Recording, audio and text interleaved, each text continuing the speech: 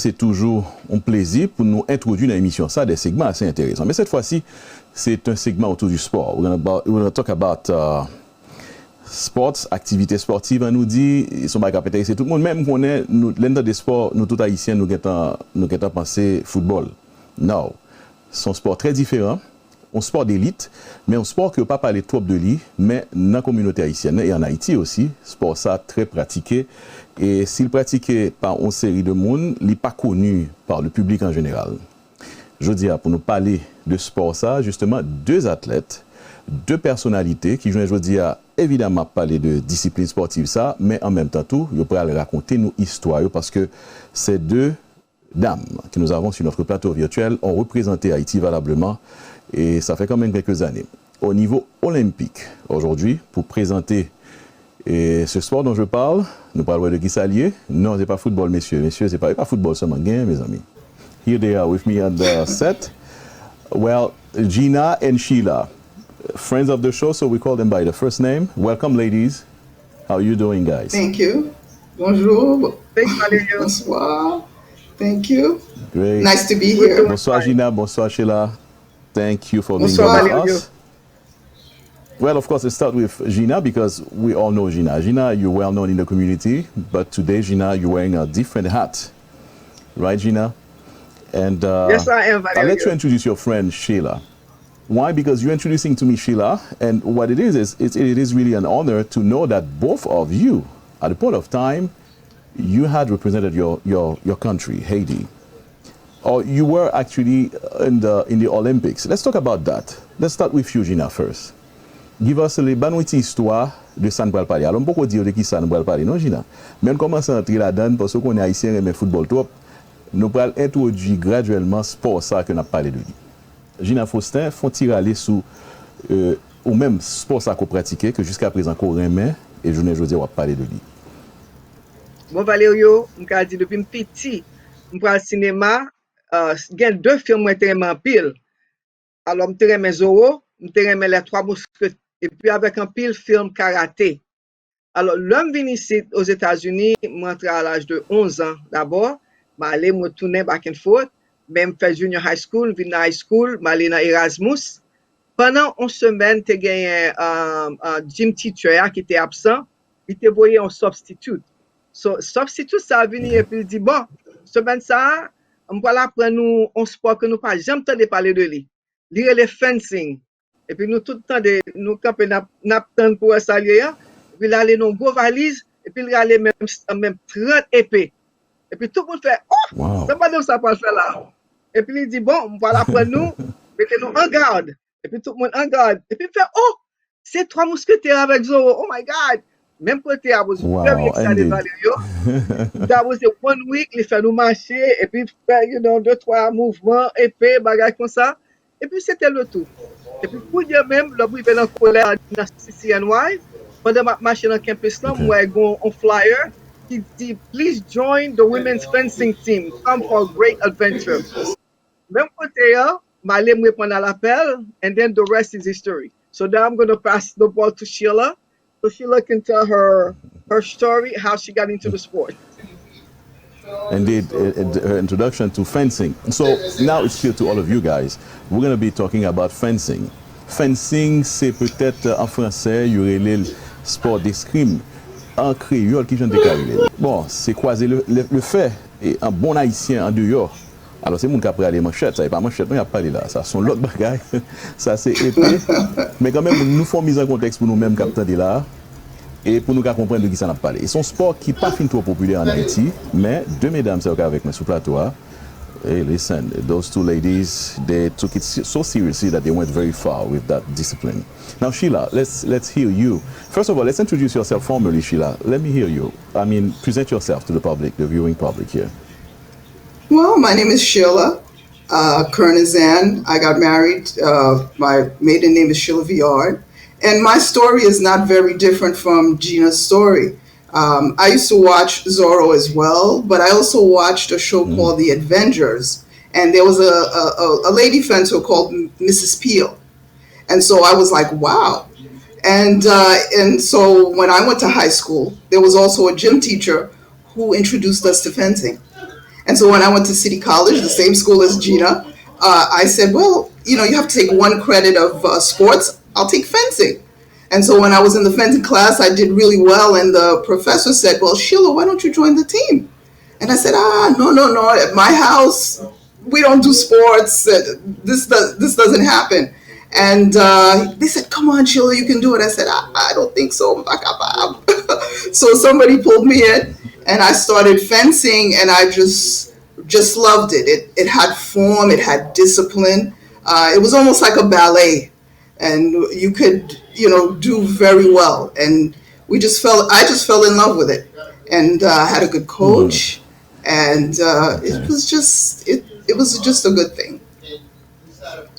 Interesting. So both of you got introduced through your very young in high school, through schooling, your gym teachers, and also let's mention that you were watching this famous character Zorro. Who doesn't know Zorro?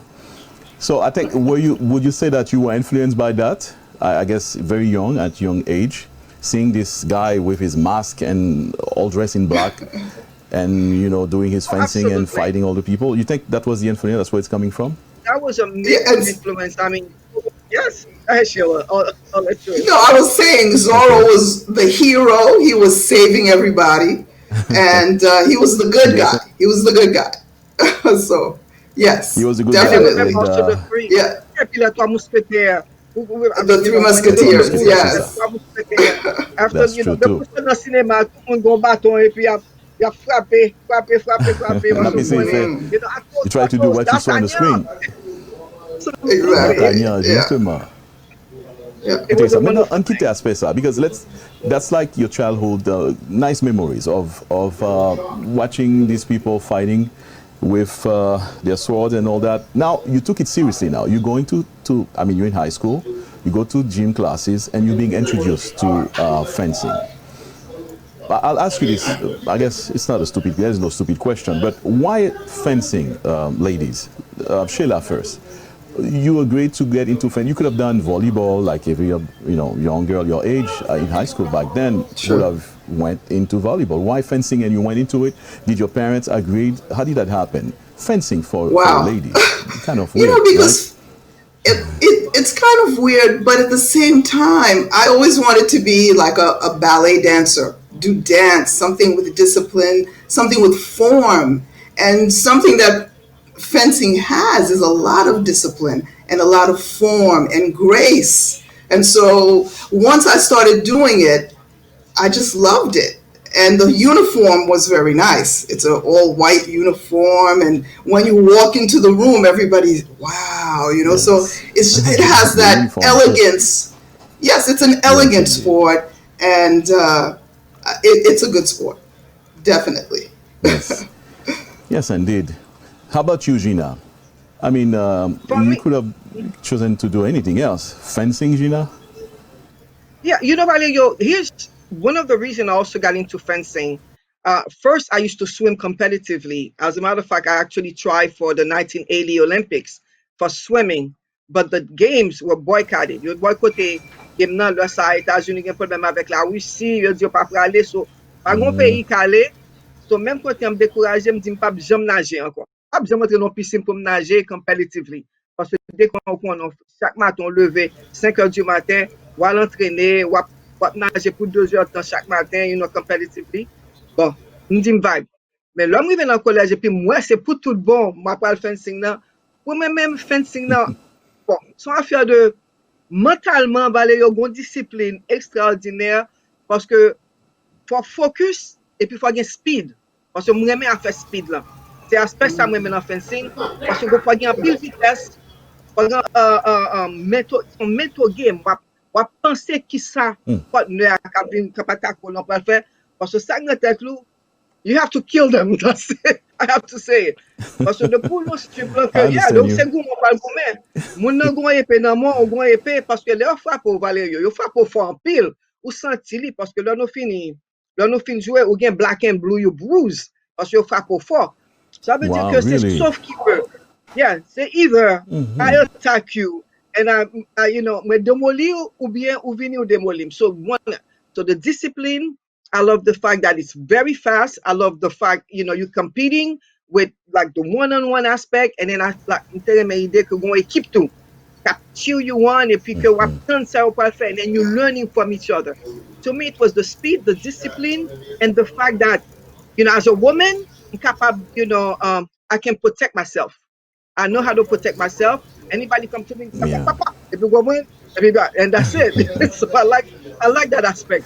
I can Wow. actually You protect make it myself. sound so easy, Gina, but I'm sure it's not. It's actually a real sport. It's very No, intense, it's not easy. and as you Very said, it's. difficult. But for Sheila, it was I guess the gear, all the gear, the costumes, the equipment, of course, and also, you want to add something, Sheila? And also, it's a real sport. Let's talk about it as a real sport, because il y a des gens qui regardent là, qui pensent ah, il a fait un petit facile puisque c'est deux mesdames qui fait. You see where I'm going with this, Sheila? If women can do it, it's not that difficult. It's something easy. Well, yeah, it is a real sport. And for me, when I was coming in, I wasn't in sports before. But the thing was, and I was also a very nice person, as Gina is describing, you have to be aggressive and you have to also protect yourself. But we had a coach, Right. and he was really tough. And his nickname was Mean Roy Green. So he was mean. And he made us mean. You became mean. And but the thing about fencing is the weapon is a very long weapon, and you have to really focus because that little point has to hit the target. And so it takes a lot of repetition. And by the time you're finished, after the first year of fencing, Gina could attest, if anybody comes to attack you, they better watch out, because you're going to automatically block and attack back. It's just going to be automatic because now you become a machine, just like with any sport. And so Definitely. it's a lot of discipline, a lot of discipline. Very interesting. Yes. A lot of strength. I see the a lot discipline. of You have to be speed. Yeah. a lot of strength. Yes, speed, strength, of strength. discipline, Yes. and you have to be precise. You Yeah. have to hit the target. You got to be on point.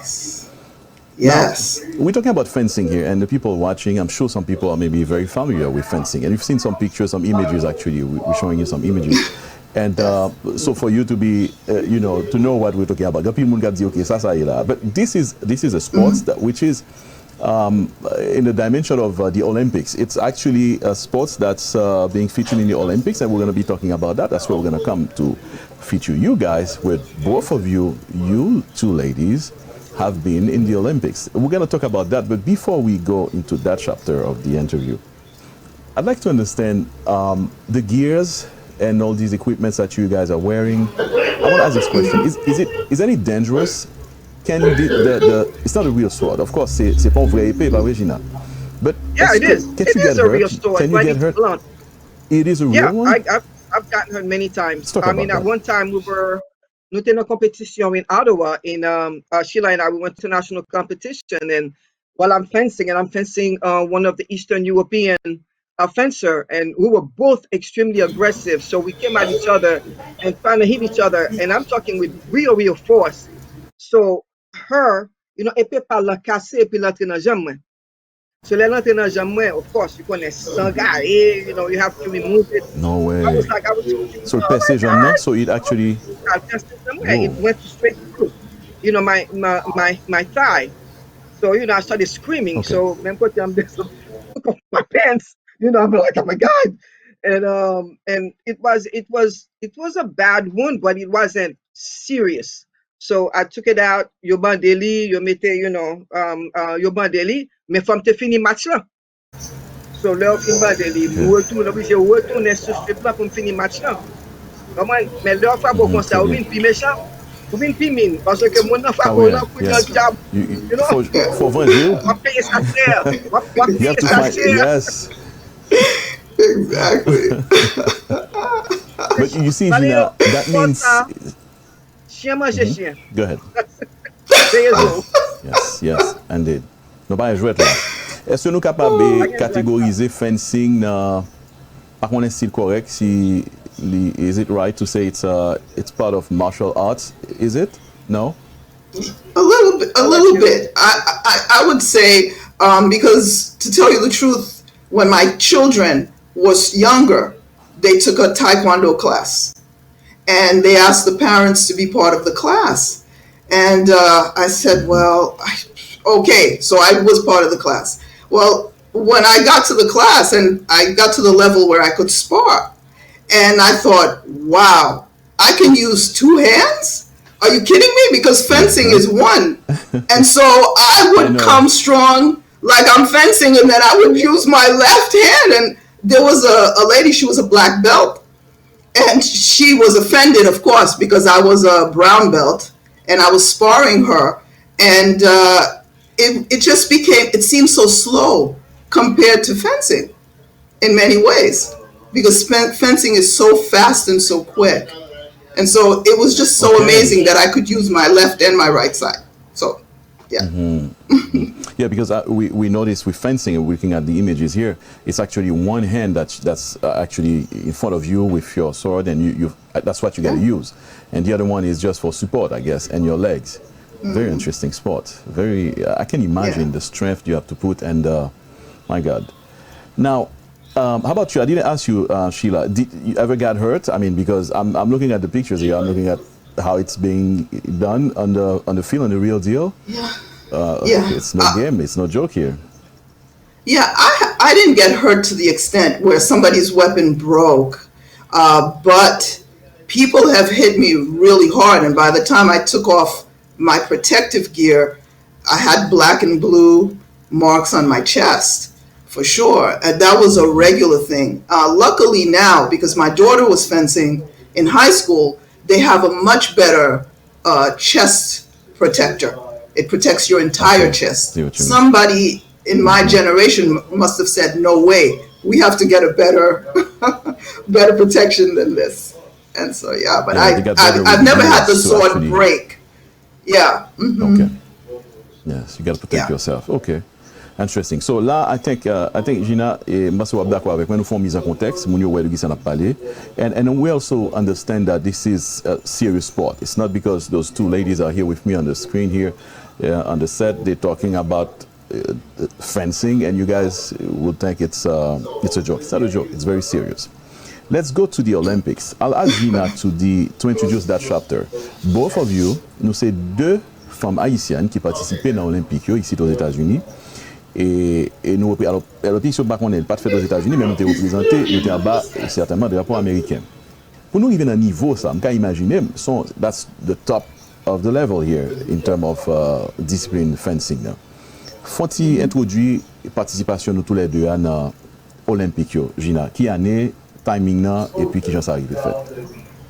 Bon, Valério, avant que nous t'ayons participé dans les Jeux Olympiques pour Haïti, même avec Sheila, que nous t'ayons participer dans plusieurs compétitions internationales à travers le monde. Et ça qui est arrivé à l'époque 82, 70-82, même avec cela, nous étions dans CCNY, nous sommes capables de dire que nous avons gagné presque toute compétition qui est faite dans New York. Nous sommes vraiment allés dans the nationals competition, and niveau individual too, we won just about every top, competition that there was. The Christmas Invitation, the Northeast Championship, the CUNY Championship, individual and also and team.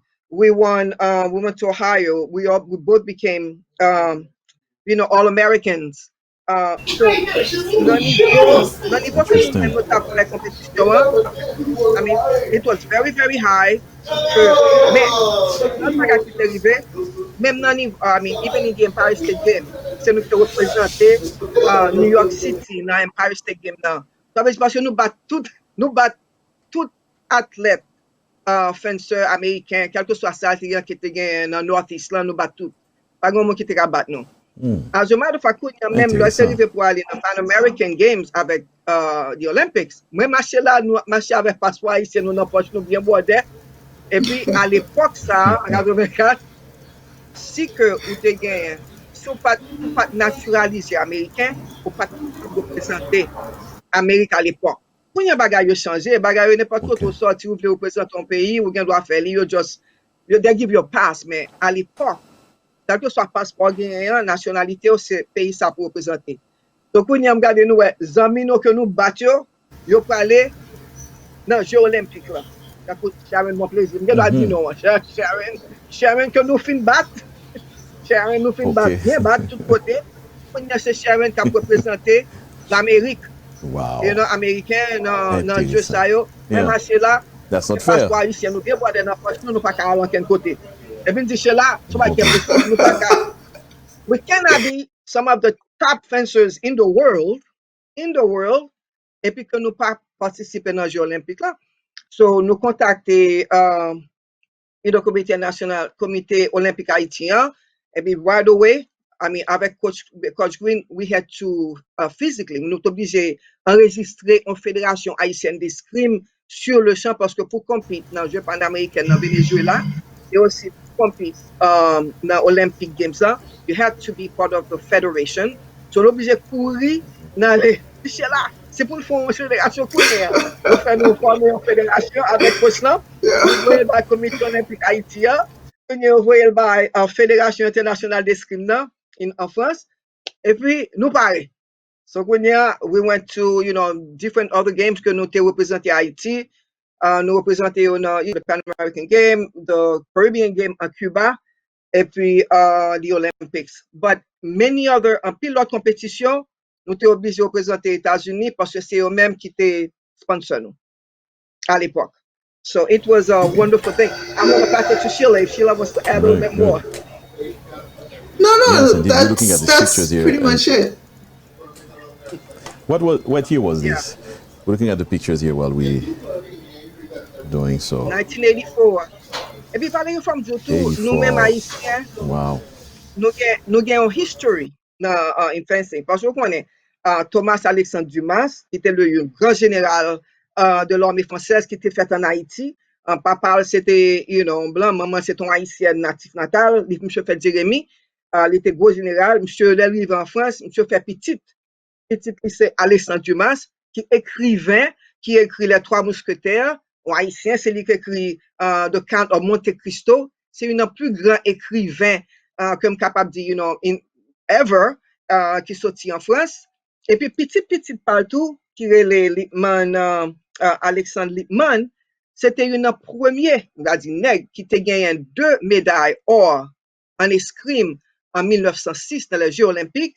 Et puis, en 1920, il a gagné une médaille silver, une médaille d'argent dans les Jeux Olympiques en 1920. Ça veut dire que nous gagnons une histoire côté haïtien à faire l'escrime, à tirer épée dans un grand niveau depuis en 1906. Alors, on va parler depuis sur Alexandre Dumas qui a écrit Les Trois Mousquetaires, le Count de Monte Cristo, ou vient tomber là. Quand moi même marché là en 84, nous représenter Haïti, without even knowing about all this history, les Jeux Olympiques. Now, c'est 34 ans après, où vient gagner l'autre haïtienne Lunise, qui était Haïti dans le jeu international, on a parlé de les Jeux de Petit Bourg en Guadeloupe, mais l'obligé aller en bas drapeau français parce que la France qui est obligée de sponsor parce que Haïti pas de personne qui te voulait sponsor. And she's one of the best sponsors parce que they train under the Cubans. Et Cubains eux-mêmes, c'est chien manger chien. You're very, very good. So when you remember Sheila, we're looking at how we can, qu'est-ce que nous capables de faire pour nous capables d'influencer pour que l'escrime en Haïti remonte dans la façon que tu as supposé, même avec la Guadeloupe, parce que quand on regarde dans le niveau international, tel que soit championnat gagné, on a besoin d'une ou deux ou trois Guadeloupéens qui ont gagné médaille d'or, qui ont gagné médaille d'argent, médaille bronze, et puis groupe ça, yo même, yo gagné un accord que yo dit que pas de problème pour yo travail avec athlètes haïtiens. So now, what can we do about it? Sheila, I'm going to pass it to you right now. Very well. Wow. Let me thank you for this history that you did for us. C'était important pour faire un bel contexte historique sur fencing, Gina. Thank you for that. Now let's go with Sheila. Well, I spoke to Michel, and I see that he's doing a lot with the young kids in Haiti. and he sent a few videos, and the students seem to be really enjoying the sport, and so I think it's a good thing for them. I think it's a good thing. Let's put it in a context. Who's Michelle? Let's get this in a context so we can get Haiti involved, because I think you guys, both of you, I spoke off the interview, off the camera and on the phone. I spoke to Gina, and she's telling me what she wants to do with you, along with you. You'd like to bring back this discipline in Haiti. It is already in Haiti, but bring it back to the limelight. I mean, bring it to more people. And I was going to ask you, how come, d'après Gina, ça, on va bring Gina tout à l'heure, pour belle histoire ça qu'on gagne de Alexandre Dumas jusqu'à aujourd'hui, hein, how come fencing, we left fencing, or fencing left us in a sense where we're not practicing it that much? Ça c'est une question peut-être nous analyser tout à l'heure. Ça. Well, on fait contexte ça. Michelle, who's Michelle, and what's the connection with Haiti in terms of fencing and what you guys want to do in Haiti? Well, basically, Michel contacted me. He found me, he found my phone number, and he gave me a call. And he explained that he had this fencing group, and he was teaching fencing to the young kids in Haiti, and including Lunis, the young lady who participated, who learned in Cuba and is participated in the I think in the Olympics. Was she in the Olympics, Gina? I'm pretty sure. It was a Caribbean game in Guadeloupe. Oh, it was a Caribbean game in Guadeloupe. Oh, okay. So she was in Guadeloupe, and then she's the main coach over there. And he sent some videos of the young Haitian kids lunging and using the weapons, and it seems like he's doing some really good things. And so it would be nice to see Haiti represented in the Olympics again, or in the Pan Am Games, just for the kids to have something to look forward to, and for Haiti to be on the stage in such a sport. And you are right that fencing has been in the Haitian history, and it would be nice to just see that again, not every 34 years or something like that, but just something that is ongoing, something that's almost part of the Haitian culture, which it is, but to show that it still exists and it didn't just fizzle away. I think in addition to what Sheila was saying, Valerio, Michel is also a top international fencer. In his heydays, he's a top fencer. He was also part of the International Fencing Federations with France. Alors il est français, monsieur son français que lié. Et puis alors même prouvé que Haïti a une chance, opportunité extraordinaire pendant que Michel là qui gagne tout contact ça avec niveau l'escrime international, et pour gagner l'UNIS qui ont maître d'armes. Ça veut dire she's a master in fencing, capable aider tout le monde alors club là les cercles d'escrime Alexandre Dumas, et son petit côté que ba dans lycée Alexandre Dumas, je ba une salle pour répéter, et puis il y a son programme côté à apprendre Timounio. Timounio qui apprendre à l'âge de 7 ans à 13 ans. Ça que nous même là nous pas besoin de chance ça. C'est un grand monde que nous venons apprendre fencing, mais Timounio à l'âge que hier puis commencer là on croit que comme dans son chance extraordinaire, et puis lui trouvait que Michel fait appel à l'équipe Guadeloupe là, le club du Petit Bourg qui gagne champion avec champion, il dit que même il a carrément travail avec un club haïtien. Et alors même à Sheila nous que wow, d'activité ou bien presque 2 mètres d'armes, ou un monde qui connaît toute virée ou tout entraîne dans un fencing international, là, qui est capable d'aider Haïti à arriver à son niveau international. Alors nous-mêmes, this is one of the main reasons we're talking about it, que nous avons peut-être que le ministère des Sports avec Fédération haïtienne d'escrime, maybe si on pas connaît, que yo connaît qu'il y a de groupes de monde qui est capable de mettre Haïti sur une échelle. Parce que le sport, là, comme on commence à dire, de quoi parler de sport, tout le monde dit, c'est football. Mais ce n'est pas football seulement qui est, et puis ce n'est pas tout le monde qui est capable de jouer football. Il faut gagner l'autre sport, quand vous-même, vous jouez volleyball. You are a master in volleyball, Valerio. You, your sister, and other members of your family. Yes. But you have to open other avenues pour Timounio. Parce que moi-même, avec Sheila, fencing, c'est pas, je ne peux pas dire combien de portes que l'ouvrir pour moi. Parce que c'est à cause de l'escrime, fencing, que moi voyager, qui toujours mettait the love of travel with me. C'est fencing qui fait la première fois mal à Paris, mal à Toulouse, c'est une compétition malé. Venezuela, Cuba, tout côté ça, c'est fencing qui mène. Los Angeles, so many other countries. Quand je suis arrivé, comme je connais 82 pays, je remercier, fencing. Et puis, moun que vous rencontrez dans la route, fencing is a very elite sport, like Sheila said.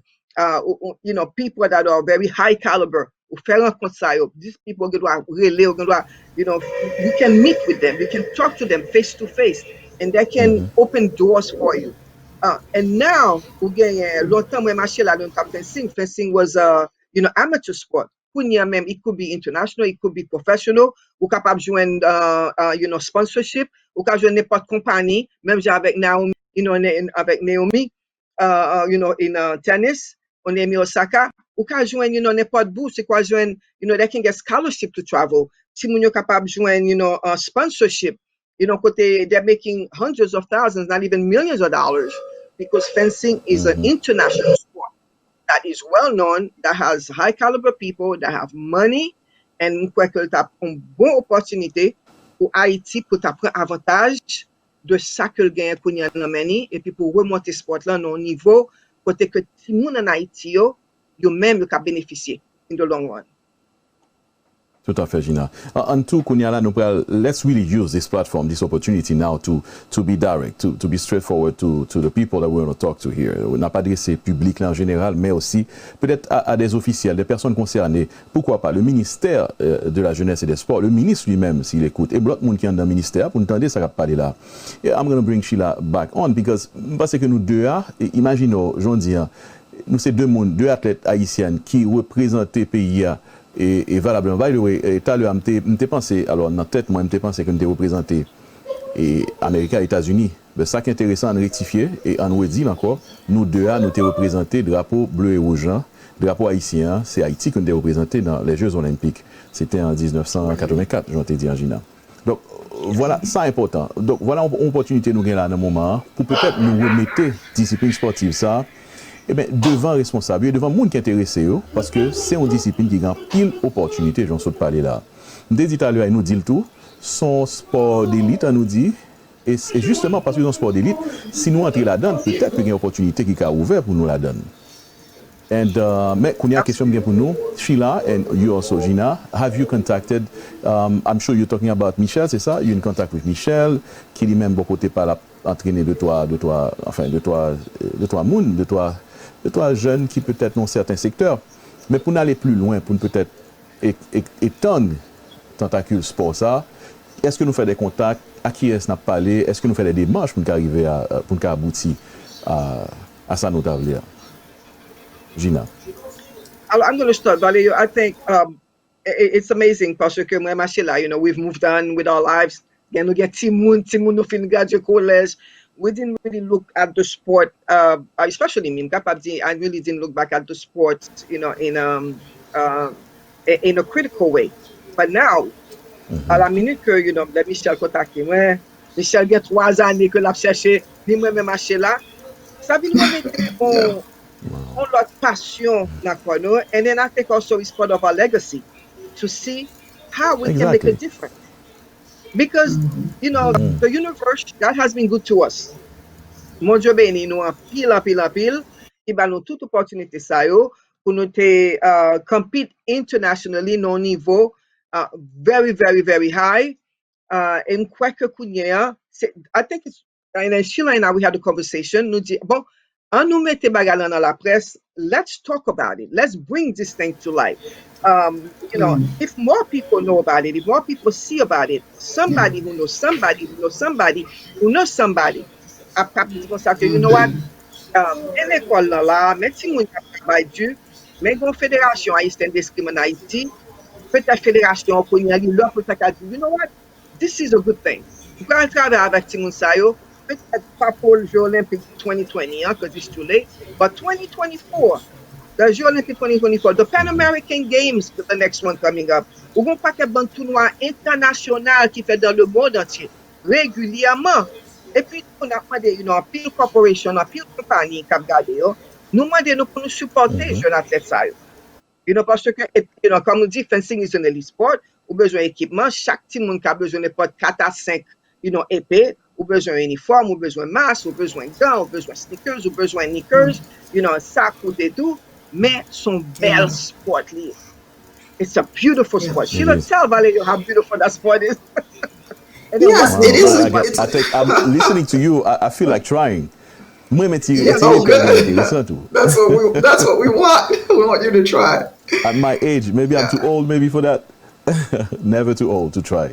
Never too old. No. So, I agree. But Sheila, so the federation still exists. So Gina a parlé de Fédération Haïtienne d'Escrime en Haïti. Fédération existe? Well, I don't know if it still exists, but I think it does. And Michelle, as you were asking me, who is Michelle? What about Michelle? I was just sitting at home one day and I got a phone call, and this Frenchman with a text, actually, a Frenchman with a lot of passion.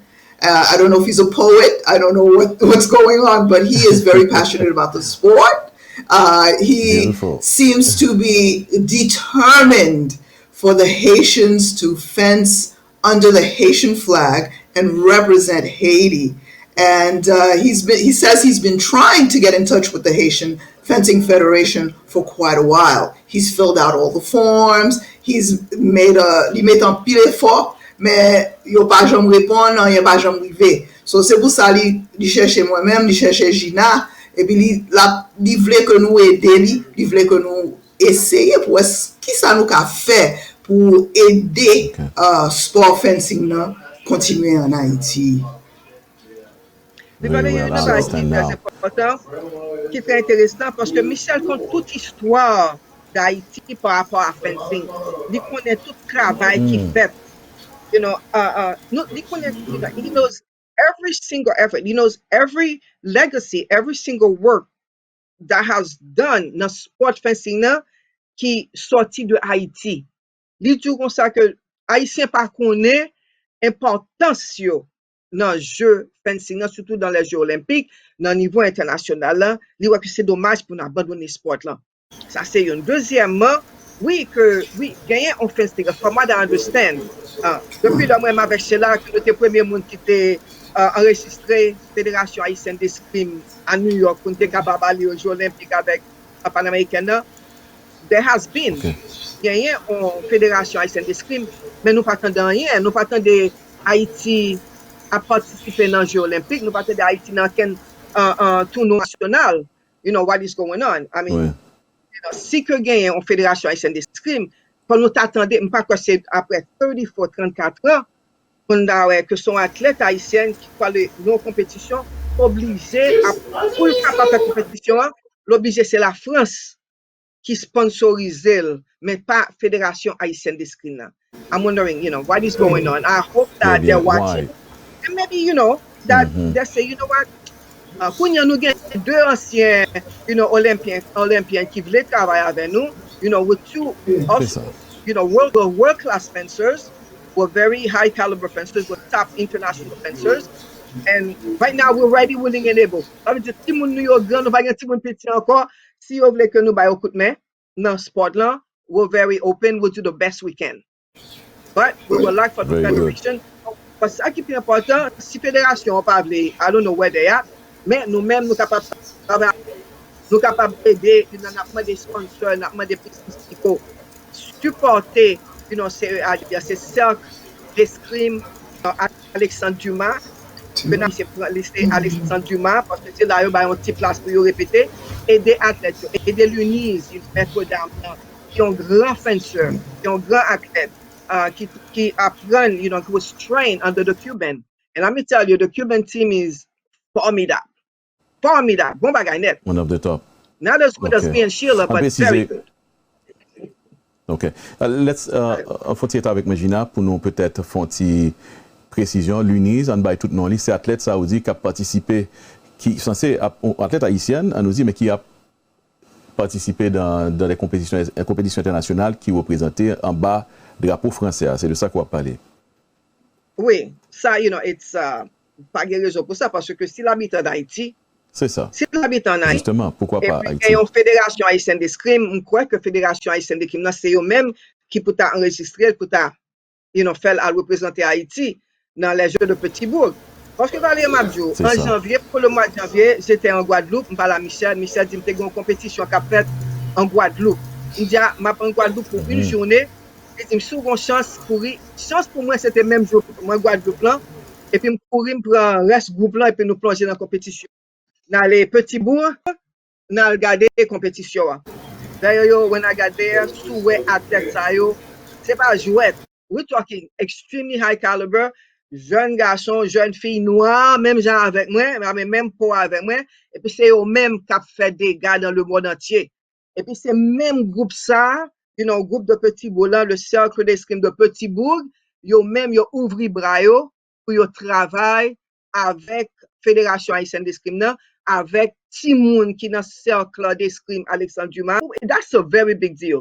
So, moi, fait 2 heures de temps, si t'as là, moi, regarde Timoun, yo, me parle avec eux, moi, fait une vidéo, moi, prends note, et puis, moi, retourner, et puis, moi, brûler, parce que c'est Michel qui te donne information ça, et puis, me dit, wow, imagine, nous, que nous, moi, imagine, là, nous pas de question ça, dans la de Timoun, mais pour un Timoun, ça, qui est entre l'âge de 7 ans à 14 ans, pour rejoindre des maîtres d'armes qui tapent fences in the world, pour travailler avec eux, c'est une opportunité que nous-mêmes, Haïti, pas qu'à y aller.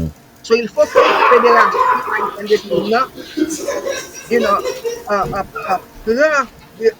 they need to, open their eyes, et ne pas conscient de dire, wow, take advantage, on prend avantage de bagaille ça, parce que nous gagnons trop, we have too much opportunities pour quitter ça passer. Exactly. Donc, on va regarder l'opportunité devant nous là, on va regarder nous deux là, qui c'est des maîtres d'armes, j'en dis, dans le sport, ça, dans la dimension ça, pour qui ça ne pas prendre l'opportunité. Mais maintenant, à nous regarder en face, et let's see the other side of the story. N'a pas parlé dans l'interview là, monsieur, certains gens qui ont regardé l'émission, ça, qui ont regardé live ça, qui peut-être pas même comprendre, peut-être pas même ont intérêt dans ça, ou pas pour qui ça. Fencing, c'est peut-être pas un sport privé sur nous-mêmes haïtiens. We don't know about it much. Do you guys agree with that? Fencing is not popular in our... Bon, bah, je dis populaire, il n'est pas même connu, on nous dit. Est-ce que nous, d'accord, nous conscients de ça? Est-ce que nous pas penser qu'on a un effort qui peut faire dans ce sens ça? Tout parce qu'on a parlé là, eh bien, sport tiré épée ça, fencing, j'en ai là, sport d'escrime. En Haïti, bon Dieu, à peu près un petit pourcentage tout petit qui connaît de lui. Qui j'en ai ce problème ça? Un sport qui n'est pas connu. Wow. Sheila, let's hear Sheila first. Well, the thing is, with fencing, it's a little bit difficult because fencing, unlike football, the other basketball, fencing needs a lot of equipment, and fencing can be a little expensive. And so maybe that's one of the reasons why. And you need a special space, you need a strip. There's a lot involved into getting into the sport. So that could be why. But I think when you watch kids in the street, if they're playing, if they pick up a stick, they start fencing. If you watch Star Wars and they have that weapon that they have in Star Wars, that beam, I forgot what it's called right now, but that's a form of fencing. And so kids love to take up sticks and start to hit and do fencing. So to introduce the sport, I'm not exactly sure, but I mean, if Gina has any ideas, but it's, but I think because of the expense and because of... It makes sense. Yeah. With me, I mean, I think with anything in life, just like Sheila and I, we stumbled into fencing. I never knew there was a sport named fencing. Just connected against Zoho avec trois mousquetaires, puis that's it. I was introduced, I stumbled into fencing. That's all it was. Et puis en Haïti, c'est pas tout sport que tout le monde connaît, c'est pas tout sport tout le monde pratique. En Haïti, ou gagne equestrian, ou gagne cheval, ou gagne des sports, ou gagne, Bellevue, en 1905, là, côté, ou gagne moun qui pratique tout genre de sport. Natation, gymnastique, and all that. Mais fencing, comme on dit, c'est un sport, premièrement, où il y a 2 maîtres d'armes en Haïti. Où il y a une fédération française là, qui n'a pas de problème de travail avec qui dit pas de problème travail, tu as bien aimé travailler avec un petit moun qui dans centre d'escrime Alexandre Dumas. Ou gen un champion, ou un pays champion que est la Guadeloupe qui ouvre bras qui dit nous-mêmes n'a fait un accord pour notre que moi ouais accord là que n'a fait n'a travail avec Haïti. Ou gen la Dominicanie. La Dominicanie gen deux l'école française lycée français. Yo tous les deux gen centre d'escrime. Côté yo même yo paré pour envoyer étudiants yo dans des compétitions internationales. What is going on with us? C'est pas chez nous là. Nous avons deux Notre-Dame, la Guadeloupe qui travaille avec nous. Nous avons une fédération escrime française qui travaille avec nous. You understand? Yeah. I'm having, funnily, I feel like I'm having a little problem right now, right, Sheila? You know, yes, like, and you know what's going on here? Yeah, and I also want. Go ahead. Go ahead. No, I was also going to say when we were fencing, we went to all these Ivy League schools. We went to Rutgers. We went to Princeton. We went to Yale. I mean, Harvard. Fencing took up Harvard. And then, of course, we went to MIT. We went to Hofstra. It just took us places that, you know, were just experiences that I don't think we could replace. And so it is a sport that brings you to a place that most people might not get a chance to go. Yeah. Very well. Very well understood. And here you are, you two ladies. Yes. You are offering your help. You actually lending your hand, saying, "Hey, listen, open arms. Let's get together. Let's help. Your expertise et contact nous, n'a mis à disposition fédération et quel que soit le monde qui dans moment là t'a intéressé, sponsor, secteur privé et nous pas parler seulement gouvernement, ministère seulement non, mais le secteur privé en Haïti doit s'intéresser à ce sport. Donc voilà deux mesdames qui c'est des maîtres d'armes, c'est comme ça Gina, qui ont même fait expérience déjà arrivé au niveau top international, qui représentaient Haïti d'ailleurs dans les Jeux Olympiques. Et je dis à mesdames et messieurs à disposition sport ça pour Haïti, avec certainement un contact que nous gagnons en Haïti, que les Michel. Why not putting this together? Let me tell you que moi-même personnellement qui aime un sport tout, qui t'a bien, mais c'est fencing tout. I'm going to get into it. I see it's very interesting. Mais en général, il faut me dire que je pense que le mouvement, ça nous mettait sous pied là, que nous avons fait là, nous deux, même entrer là-dedans, parce que en tant que sportif, nous connaissons qui ça sport qu'a fait pour jeunesse pays, nous, qui genre sport qu'a ouvert des portes pour la jeunesse de ce pays, et pourquoi pas, et haïtiens, par contre, pour qui ça? Je dis que nous, en général, très bons dans le sport, bon, nous-mêmes haïtiens, nous sommes bons dans tout sport, et gain de fois, si nous jouons l'opportunité, nous jouons the right sponsorship, the right people, nous pouvons aller on top of the world dans n'importe quelle discipline, et nous pouvons faire tout dans fencing. I'm going to ask you, let's lead this to something more concrete. Gina, qui j'en a contacté nous? On fait contact là. Déjà, me proposer moi-même pour m'essayer introduire à quelques monde que me dit déjà Gina dans le ministère des Sports là. Mais si quelqu'un me regarder qui j'en a contacté nous deux yes, I'm with you guys. Moi-même téléphone moi tout le monde connaît c'est 718 949 77 72. Et dans son téléphone qui est connu depuis plus que 25 ans dans la télévision, 718-949-7772. And if Sheila wants to give a number, if they can contact me, it's up to you. I have it on the screen as well. Yeah, I mean, you can give sure. My phone number, it's 913-991-7702. And if I have a weapon, if I have a foil and Valérie, you are over my house, let's go. I will show you some steps. No problem. Okay. And I'm gonna add one thing. I'm gonna add one thing that's a little bit off. I remember we were in competition in Princeton University, Ivy League School, et puis l'école là-bas. Mais ça fait que nous-mêmes nous arrivés à un niveau côté en compétition avec Ivy League School, c'est parce que nous étions à un niveau tellement haut que te mettez nous comme presque division 1, school. Et puis l'arrivée, alors moi-même, l'homme fencing, moi-même c'est just, I want to kill you because I don't want you to kill me. I don't want to get hurt. So c'est comme ça que Mean Green t'es après nous.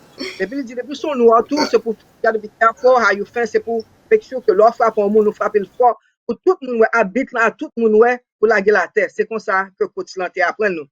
Mais Sheila lui-même, c'était un classique fencer. Un classique là, m'a parlé, ou t'es capable hire Sheila pour faire un movie. Parce que c'est bel mouvement, c'est classique. I mean, unbelievable. Sheila tellement classique. Pendant que la France, et puis coach, entraîneur avec moun qui recruit élève dans Princeton là, il dit là, my God, ou gen forme qui parfait, même avec conseil européen, est-ce qu'on peut pas remen vin joindre nous dans Princeton là pour ta venir camper avec nous? Même quand me dit Mr. Green, Coach Green, mais après c'est un fois laisser là dans nous là. So and I'm saying it is such a compliment. It was such a great watching Sheila fence. Sheila was a classic movie kind of fencer. When most actors, la majorité de monde qui à l'école acting, you have to take fencing.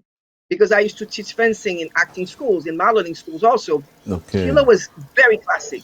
Me, I was a sugar. Thank you, Gina. Sheila was unbelievable. Thank you. You were fierce. Yeah, well, no choice. You had to be fierce. You had to be fierce. You have to, huh? Now let me ask you. So nous dit épée yo, c'est vrai épée, yo capico, yo pointu, yo doit tuer un monde, ou tuer un monde avec épée ça comme a regardé là. Non, yo pas pointu, mais yo dangereux. You're dangereux. You're pas pointu. Okay. It's a fine metal. It's long, but it's flat at the end. And then of course you have the protection. If you don't have a mask, if you don't have the protection and the gear, it's dangerous. Oh yeah. Yeah. You can get hurt. You can get Okay, killed. Now, my question to you, m'bada pas poser nous questions ça avant de quitter nous aller, mesdames. Now, nous tous les deux, nous représentons Haïti dans les Jeux Olympiques, nous fiers que nous Haïtiens, nous voulons aider sport en Haïti, nous parler de ça, numéro de téléphone nous sur l'écran pour prendre contact avec nous. Now, have you been fighting or competing against each other? Entre nous deux là, si mettons épée dans mes Sheila and you, Gina, you have yours. I see you. I mean, I put you on the spot here. You'll be fighting. Let me tell you, right now, Valerio. Right now at 60. Oh my goodness. Up to la caméra parce que me bet campé. Parce que Sheila has maintained her form. You haven't been practicing it since. I have not been. I see. Right. No. Just disappoint me. But the thing is, once you get back physically in shape, you have muscle memory. But I will tell you, at this age, fencing is, I mean, for us, for me, it's a hard sport. It's not an easy sport. It's physically demanding. You have to be strong. Mm-hmm. And of course, our joints aren't the same. The hips aren't the same hips. As a 24. But back in the days, we were.